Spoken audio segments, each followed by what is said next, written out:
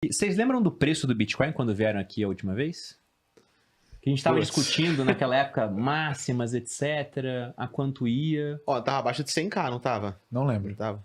Eu acho que estava abaixo de 100k, sim. Acho que ainda era menos de 100k, não tinha virado os 100. Ou se virou, tinha corrigido e tava abaixo, rastelando. Não era um momento de tanto otimismo quanto a gente está vendo agora, apesar dos pesares, né? Então, tem que explicar por que do nada tem um pouco de otimismo. Porque, na minha opinião, ia cair, né? Por causa da guerra. Conflito? É. Então, uma das O coisas povo que a tá gente se pode matando, ver as é coisas que não caem. o dólar no Brasil caiu Ah. e cripto não está reagindo tanto, apesar de ter caído também, porque é uma percepção de que o conflito talvez se mantenha como algo mais local.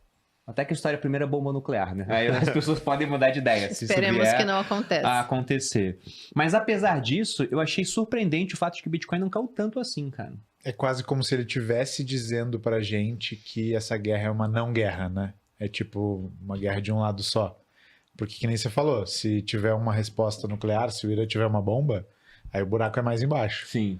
Então os mercados estariam mais afoitos se a gente estivesse se aproximando disso. Eu não entendo nada de estratégia militar, sou só um curioso, mas me parece que essa é uma não guerra, que daqui a algumas semanas a gente vai olhar para trás e entender que o poder do Irã foi diminuído drasticamente nessas semanas e não que a gente estava chegando perto de um grande conflito. E o Bitcoin está perto de máxima histórica, né? Então casa com essa minha leitura. O que você acha, Cássio?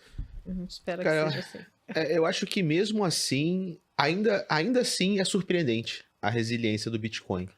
Né? A minha leitura hoje sobre o Bitcoin, cara, é que tem duas forças predominantes atuando nesse ativo. Uma força é aquela força de mercado que ainda enxerga o Bitcoin como um ativo especulativo. Então, por exemplo, o que acontece quando o mundo fica turbulento? Sai da bolsa, sai da Nasdaq, sai da Tesla, sai da Nvidia, vai para a renda fixa do dólar. Sai do Bitcoin, vai para a renda fixa do dólar. Que é uma maneira de especular o Bitcoin e as coisas que acontecem no mundo. Mas, por outro lado, você tem uma ascensão daqueles que enxergam o Bitcoin realmente como o voo da segurança em si, o flight to safety. Então, o cara que fala, nossa, o mundo está complicado, não é mais a lógica de fugir da Nvidia e ir para o dólar, é fugir da Nvidia e ir para o Bitcoin. Ou fugir do dólar e ir para o Bitcoin. E ter o Bitcoin como uma aposta ou uma diversificação do risco sistêmico da base euro-dólar, que está mais questionada do que nunca.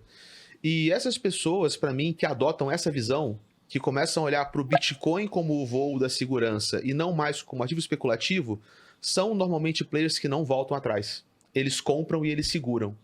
E se essa mentalidade se perpetua e prossegue, aqueles que vão para esse lado não voltam para o outro. Então, até que ponto não vai chegar um dia em que realmente a profecia se autorrealize, onde ele começa a ser uma reserva de valor. E aonde a turbulência do mundo, ao invés de afugentar as pessoas do Bitcoin como um ativo de risco, empurra elas para o Bitcoin como uma busca por segurança. Eu acho que o que a gente vê hoje é um pouco disso tudo. Quando, por exemplo, estoura essa crise e o Bitcoin resiste. Aí vem o Powell com uma fala mais grossa, o Bitcoin cai. Ou seja, é uma coisa meio mórfica, né? Ora parece que a gente está especulando ele como ações de Big Tech, ora parece que a gente está correndo para ele como para o ouro. E eu acho que daqui para frente a gente vai começar a ver um delineamento do embate dessas forças e alguma delas vai prevalecer no final. Eu penso da seguinte forma, cara. O Bitcoin, na minha opinião, é uma disrupção do ouro. E se a gente pensa no mundo de hoje, né, tudo que é analógico está sendo disruptado por aquilo que é digital. Tem até um pensador americano, na verdade não sei se ele é americano, mas ele fez carreira nos Estados Unidos, chamado Peter Diamandis, que ele fala que nós vivemos num ciclo de 6 Ds, que está acontecendo inclusive agora com a inteligência artificial. O primeiro D, obviamente, é digitalização.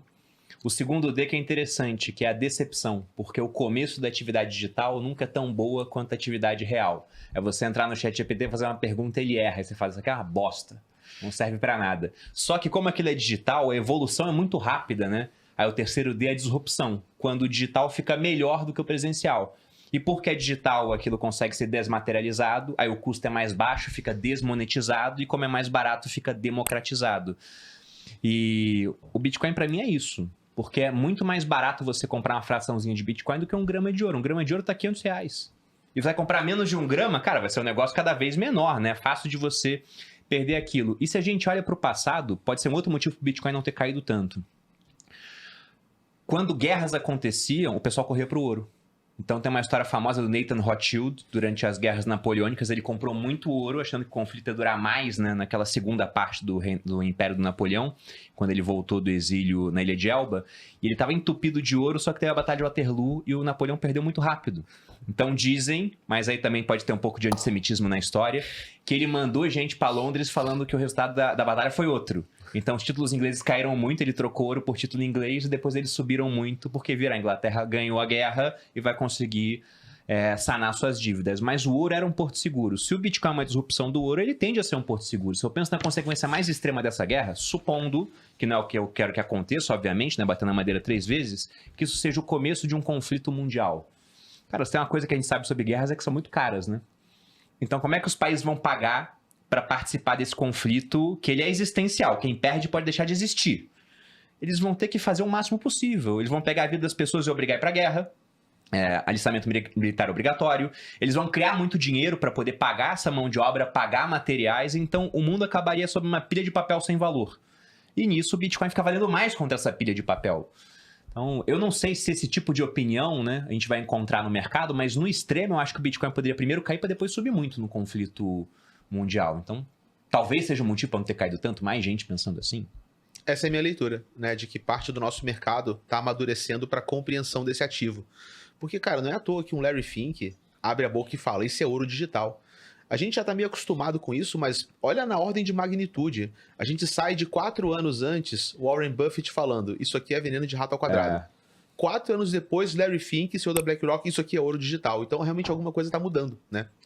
É curioso a gente falar desse caráter do Bitcoin finalmente estar sendo aceito em escala como um substituto do ouro, porque há 5 anos atrás a gente falava e parecia louco. Mas, assim como nos mercados de ações, não existe necessariamente um mecanismo pelo qual os preços convergem para uma verdade, mas sim um mecanismo que faz os preços convergirem para onde as percepções das pessoas convergem. Vou dar um exemplo. Modelo de cash flow descontado. As pessoas usam isso como modelo consensual de valuation. Não existe uma regra matemática que faz uma ação valer os cash flows dela descontados. Mas como todo mundo usa esse modelo, ele funciona. Quando a gente... Funciona. Porque depende da premissa do analista, né? Ele é melhor do que nada, muitas vezes. Quando a gente fala de dívida soberana, não existe uma resposta matemática ou formal para a pergunta até onde um soberano pode se endividar. Não sabemos. O Japão tá lá, provando que dá para continuar se endividando. Né? Exatamente. Então, tipo, a gente vem há anos falando, inclusive nós aqui, a situação fiscal dos Estados Unidos, que é a maior potência do mundo, é frágil. Vai chegar um momento que isso vai virar perigoso. E que a tal da renda fixa, para a qual todo mundo corre quando tem guerra, vai deixar de ser o ativo de porto seguro, porque vão olhar e vão falar, peraí, quem disse que o cara vai me pagar, né? Isso que eu estou emprestando para os Estados Unidos, vão pagar o dinheiro que eu estou emprestando para eles. Então não existe uma resposta formal para essa pergunta, mas existe algo parecido com o modelo do cash flow descontado nas ações, que é a tal da lei de Ferguson, que diz que quando um país passa a gastar mais para servir a dívida dele, com juros, do que ele gasta com exército, com defesa, com projeção de poderio militar, é o começo do fim. É o ponto de inflexão incomum entre vários impérios que entraram em declínio ao longo do tempo. E os Estados Unidos cruzaram esse Rubicão em 2024. Por coincidência, agora a gente está tendo um dos primeiros grandes eventos de conflito inesperado, assim, no qual o Bitcoin não está desabando. Caiu um pouquinho? Caiu, mas caiu 4%, cara. Caiu nada, entendeu? Então, as coisas estão mudando. A gente caiu 4% da máxima, né, cara? Da máxima, tá colado com a máxima. É totalmente normal, porque não tá acontecendo nada, isso tem acontecido. Isso tem mesmo movimento tem acontecido, é acontecido. verdade. E tá lá, triscando a máxima, querendo subir mais, que nem o Casta falou. O perfil de comprador marginal que está definindo esse ciclo é o institucional, é o tesouro de uma empresa listada em bolsa. As buscas do Google Trends pelo Bitcoin estão muito longe das máximas de 2017 e 2021. Não é o varejão que está fazendo o preço. E esse comprador novo é um comprador que segura mais, que é mais resistente à volatilidade. Junta isso com o fato que a gente está vendo o preço cair menos, né? Tá com mais dificuldade para cair nesses momentos de incerteza. Está perto da máxima. Eu tô animado com o que pode...